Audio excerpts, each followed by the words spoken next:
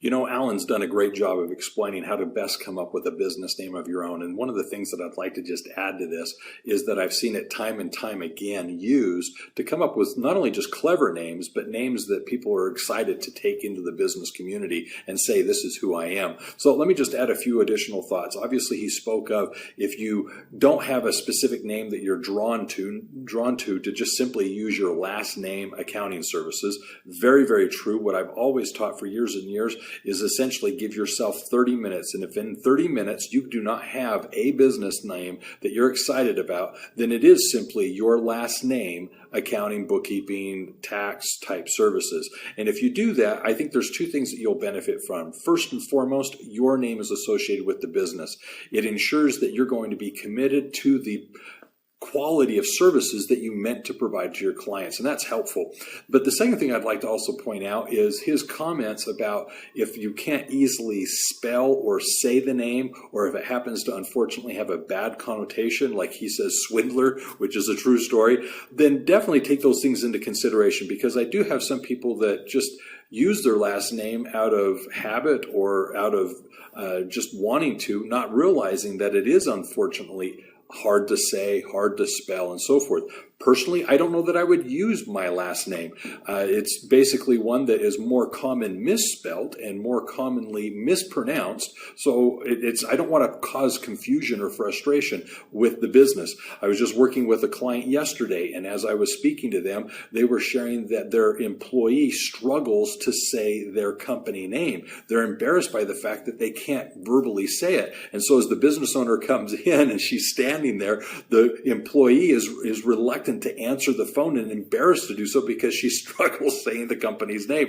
Well, that's unfortunate. If even the employees can't say the company name, there's something to be learned there. So that's a great point that he emphasizes there.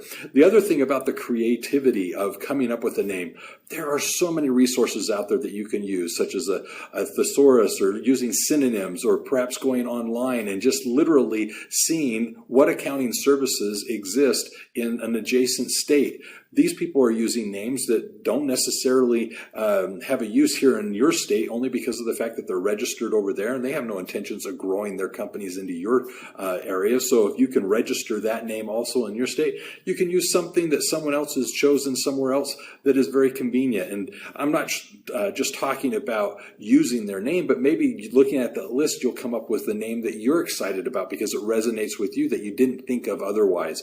So there's a lot of resources that you can use to, within 30 minutes, come up with a name that first you feel represents what it is you do for your clients, the benefits that they receive, and most importantly, the quality of services you're offering. If you can just see those things being met in a name within 30 minutes, that's perhaps the one you ought to go with.